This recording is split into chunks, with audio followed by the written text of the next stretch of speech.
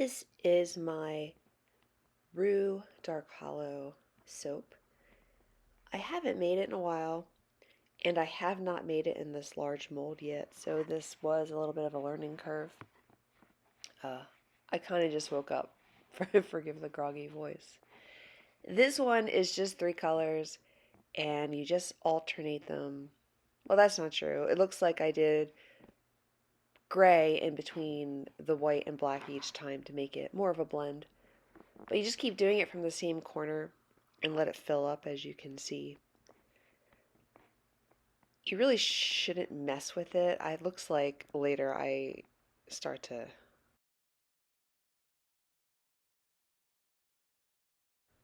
go in with a chopstick to at least make the top look a little nicer. As you see right here, I must have went in a little too far, and I think the tops of the soap are a little gray. So this piping is pretty simple. It's just rosettes and leaves.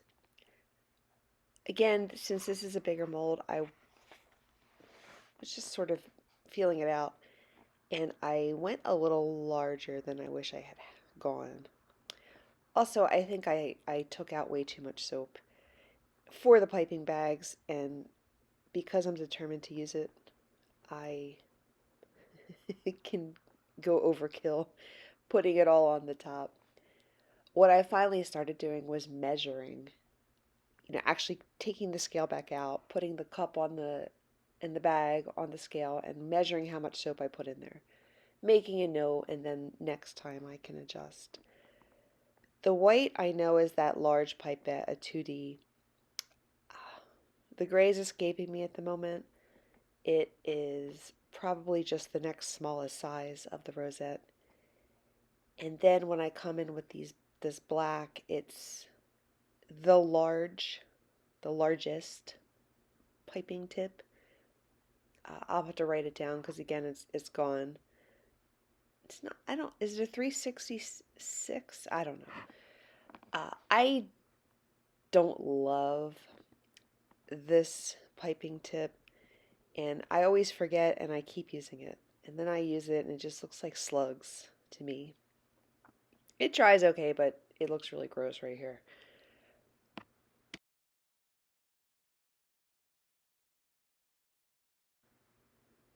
And then from here on, I just kind of continue using all of the stuff in my bags. It starts getting messy, and I don't know exactly why this is, but I find that at the very end of my piping bags, the soap gets runnier, which I can't really explain. It seems like it should get more solid since it's been out longer and having more time to solidify. But that's not the case. It just, the further down I go, it gets liquider, more gooey, and the shapes start to, well, I should have said they lose their shape. See, you see how the black's just kind of dripping? I was a little mystified as to what was happening here. But that's also a good argument for using smaller tips because you get a little bit more control, even if it's just mush that you're putting on.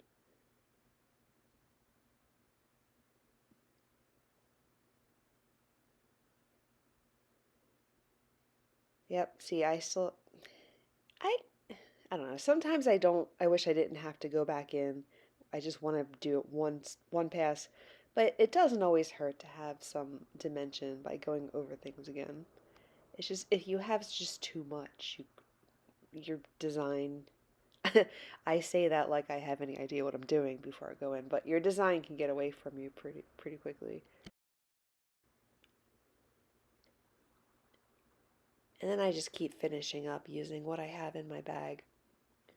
If I don't have any room left, I will. I don't have any room left, but I'm still doing it. I'll just go in around the edges and just do little dollops or something just to fill it in. This is a skewer, and sometimes I do feel the need to go in. I probably look. It looks like I just make it worse, but I go in and try to adjust the design. For the rosettes, I just like finish up that last little point it leaves when you do it. And here is how I finally left it. It's okay.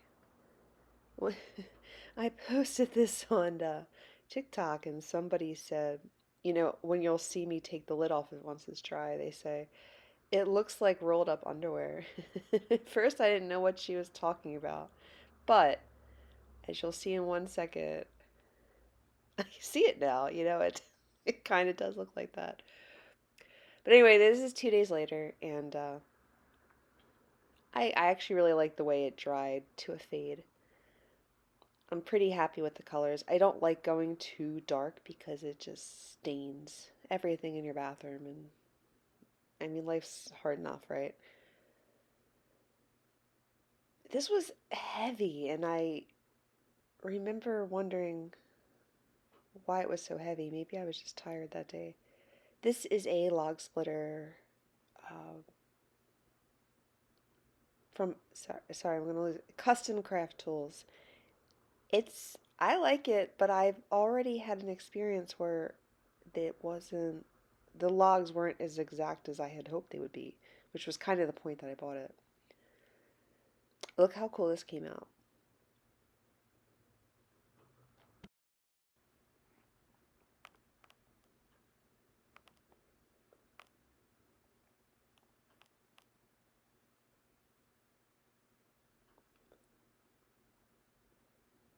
I think it helps when I push down evenly on it, I think. I don't actually have this a lot happen to me a lot, but for some reason the soap wouldn't separate when I pick it up. Normally when I lift the uncut version, it leaves the cut loaf behind.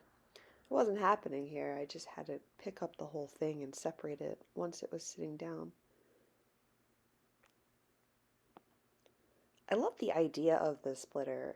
It's adjustable, so that thing you see that's moving with the wire on it can actually slide out and go up or down as you need to change the thickness of your soap loaf. Soap row? I don't know. Whatever you call just that stack. I've been through several cutters in my time. The very first one was really cool. My husband made it for me custom. It worked pretty well. But then later on we learned about the ones with that bottom that lets you at least push it up against it. And then I had a 1-inch cutter. This is a 1.25-inch cutter. And when I had my husband do my labels, I I should know better. I really should, but I don't. We designed them for 1.25 bar, but soap shrinks. I should know. I know this. I don't know. I can't explain myself. So soap shrinks a little. So the bars are now a little too small exactly for the label. It's fine, but then I went and found a soap cutter that was 1.33, which does, once it's cured, shrink to an exact 1.25. And I don't like it. It's too heavy. It doesn't work with my molds very well, so I went back to this one. And this is the one we're living with.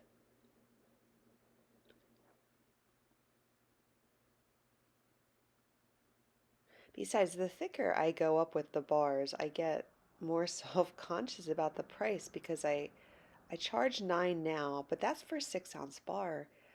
I see people charging $10 for 4-ounce bars, and I'm kind of thinking, is it me? What am I doing wrong here? But I feel like that's fair what I'm charging. These designs all came out cool, and everyone is different.